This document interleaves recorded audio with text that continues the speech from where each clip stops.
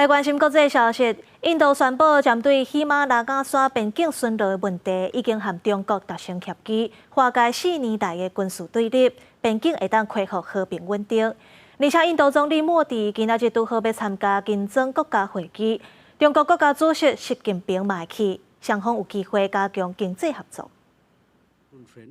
印度外交部召开记者会，对外宣布已经同意甲中国签署一项协议，以解决有争议的喜马拉雅山边境地区巡逻问题，化解4年来的军事对立。As a result of these discussions, agreement has been arrived at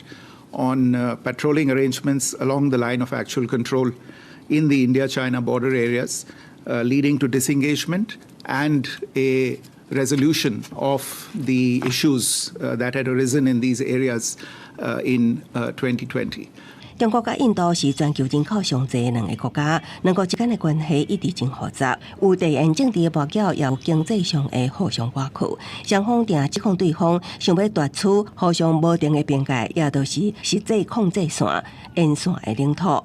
中印两国伫2020年捌伫边界爆发冲突，至少造成20名印度士兵甲4名中国士兵死亡。然后，两国经过几啊摆的谈判，才退回数万部队，佮同意无派巡逻队到实际控制线。लद्दाख में हमारे 20 जाबाज शहीद हुए, लेकिन जिन्होंने भारत माता की तरफ आंख उठाकर देखा था, उन्हें